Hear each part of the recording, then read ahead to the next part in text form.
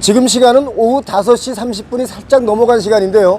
해가 뉘엿뉘엿 지는 이 시간, 용산전자상가에 제가 와 있습니다. 사실 이곳은 우리나라 전자산업의 메카였죠. 그런데 지는 서산의 해처럼 여기 용산상가도 지고 있습니다. 용산전자상가는 개장한 지 36년 됐습니다. 2000년 초까지 우리나라 IT 산업의 메카였죠. 그런데 용산전자상가는 어째서 몰락의 길을 걷고 있는 것일까요? 누리꾼들은 용산전자는 믿고 거르는 곳이다 라고 얘기를 합니다. 이런 평판이 몰락의 시작이다 라고 봐도 무방하다고 봅니다. 대다수는 그렇지 않지만 몇몇 악덕 판매업자들 때문에 신뢰도가 바닥이 났고, 그래서 신뢰적 측면에서 인심을 잃었다고 봐야 됩니다. 야, 여기가 이렇게 지금은 텅 비어 있는데요. 사실 여기는 예전에는 발 디딜 틈이 없던 곳입니다. 빼곡했는데 지금은 아주 이렇게 헝하니 가게 점포들이 다 비어 있습니다. 이용객들이 용산전자상가에서 악덕 판매업장을 방문해 피해를 입은 사례는 매우 다양한데요. 판매업자들이 제품의 원가격의 1.5배에서 2배가 넘는 가격을 높여 부르거나 중고 제품을 다시 포장해 마치 새 제품인 척 속이고, 또 환불과 교환을 거부했다는 것이 대표적인 불신의 사례들입니다. 그리고 원래 포함되어 있어야 할 이어폰 등의 무료 부속품들은 빼서 따로 가격을 받거나 제품을 구매하지 않을 시에는 협박과 폭언 등을 가해 위협한다는 이야기도 쉽게 찾아볼 수 있는 이야기입니다. 실제로 용산전자상가에서 한 판매업자가 고객에게 폭언을 가한 것은 2007년 KBS 뉴스의 보도에 등장한 바도 있습니다. 당시 판매업자는 손님으로 위장하고 들어간 KBS 취재기자에게 "손님 맞을래요?" 하는 희대의 명언을 남기기도 했는데, 하지만 조금 더 생각을 해보겠다고 말하자 태도가 돌변합니다. 생각을 좀 더 해볼게요. 아니, 오늘 사러 오셨냐고. 내가 잘 모르니까. 아니, 왜 그걸 저한테 물건 산다고 보여달라고 그랬어요? 아, 손님 모르는 거 내가 궁금증 풀어주는 사람이에요? 네? 손님, 맞을래요? 네? 맞을래요? 내가 맞을래요? 1987년 개장한 용산전자상가는 30여 년 동안 게이머들과 서브컬처 매니아들 사이에서 성지로 군림했었죠. 용산전자상가에 추억이 많으신 분들도 계실 겁니다. 그런데 용산전자상가가 악덕 판매업자들의 메카로 변질된 이유, 과연 무엇일까요? 국내 최초 주상복합타운인 종로의 세운상가는 80년대 초 오락실 사업의 성황을 시작으로 우리나라 전자제품 유통의 메카로 자리 잡았었는데요. 용산전자상가가 생기자 이쪽으로 옮겨온 곳입니다. 비디오 게임과 컴퓨터 게임의 인기가 급증하자 이른바 해적판, 저작권자의 허락을 받지 않고 복제, 판매되는 서적이나 테이프, 소프트웨어를 말하죠.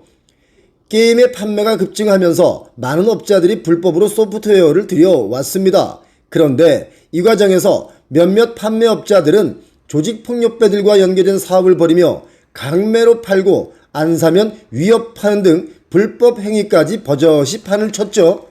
이것이 우리가 알고 있는 이른바 용팔이의 시초라고 볼 수 있습니다. 과연 잃어버린 신뢰를 다시 찾을 수 있을까요?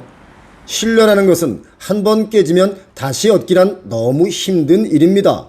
인간관계든 사업이든 신뢰가 가장 무서운 것이고 가장 1순위 덕목인 것이죠. 여러분께서도 혹시 주변에 약속을 안 지킨다든지 아무 말 없이 약속을 깨서 은근히 나를 무시하는 사람이 있다면 당장 손절하는 게 좋습니다. 그 사람들은 계속 친구를 해야 될 아무런 이유가 없는 사람들이기 때문이죠. 용산전자상가는 2000년대 전후로는 물건을 오프라인에서 사고 파는 생동감 넘치는 상가였다면 2010년 이후는 대부분 온라인으로 넘어갔고요. 2020년 이후로는 전자제품 물류창고와 그냥 사무소로 쓰이는 상가일 뿐입니다. 용산이 부동산 개발에 바람을 타고 쓸데없이 땅값만 오를 게 아니라 용산에서 사업하시는 소상공인분들의 매출이 늘었으면 좋겠는데요. 여기서 우리는 아주 특별한 분을 만났습니다. 전자상가에 숨겨진 재밌는 이야기를 해주시는 분인데요. 아주 재밌습니다. 이분의 이야기 여담으로 좀 들어볼까요? 그러니까 여기 주인이 벌써 한 3번 바뀌었어요. 이 건물 전체 주인이? 원래 한 사람이 여기 계속 전체를 다 했는데 그 사람이 그 이제 나이가 많아가지고 이제 떠나는 바람에 그 자식들이 정치를 못 해가지고 펀드회사가 돈 챙겨서 남 주고 또 그 사람이 또 받아서 또 하고 이렇게 하다 보니까 이게 원래 개인 등기가 안 돼 있잖아요. 여기 단체장. 아, 이 가게 하나하나가 다 등기가 안 돼 있는 가게였어요? 그렇죠. 전체가 다 전세니까 세니까. 한마디로 하면 한 사람 거였네? 그렇죠. 와, 그 사람 엄청난 재벌이에요. 근데 뭐 죽으면 끝이죠. 여기 옛날에 그 야채상이었잖아요. 예. 거기 그때 전두환이가 이제 저쪽 가락으로 옮기고 여기를 했을 때 그 사장이 지금까지 했던 거예요. 105살인가에 죽었어요. 105살까지 사셨어요?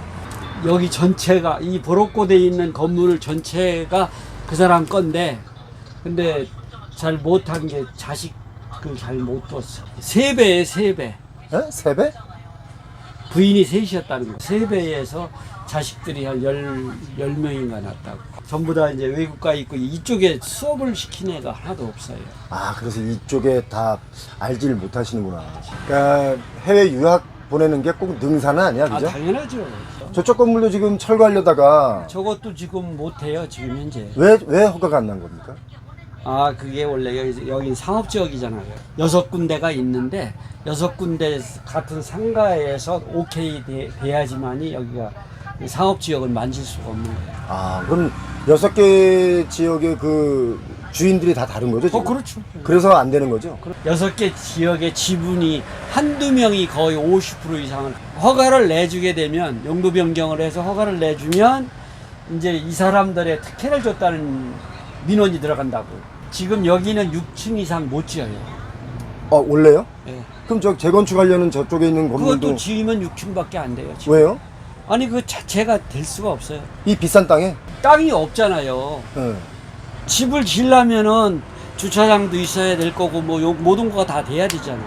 근데 지금 이 도로 이 밑에도 지하 10m 이상 하수 저기 개천이라고. 아, 여기 지금 이 도로 자체가 지하에 10m 이상 개천이에요? 그럼요. 이거 파면 지금 개천이에요. 그러면 이게 지금 복개천이라는 거잖아요? 그렇죠. 밑에 한 10m, 15m. 저 밑으로 물이 흐르는 거잖아요. 그렇죠. 아니, 바로 옆에 저기 드래곤 호텔도 있잖아요. 저것도 높게 졌잖아. 호텔은 그 뒤쪽에 공간이 있잖아요. 그러니까 돈이 많아도 결국은 세금 내고 뭐 하다 보면 결국 돈이 없는 거고. 아, 없는 거죠. 용산 전자상가와 얽힌 우리가 알지 못했던 이야기 좀 씁쓸합니다. 용산 개발 붐이 한참 일어나고 있는데요. 이 개발이 한두 사람의 이익이 아니라 다수의 이익이었으면 좋겠습니다. 표영호 TV였습니다.